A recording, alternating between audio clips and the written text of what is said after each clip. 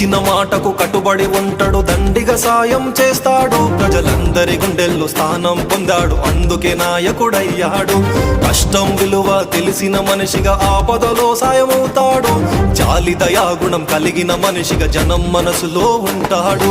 జై జై జై జై పవనన్న, జయ హో కొనిదెల పవనన్న.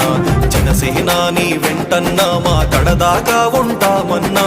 జై జై జై జై పవనన్న, జయ హో కొనిదెల పవనన్న. జనసేన నీ వెంటన్నా, మా కడదాకా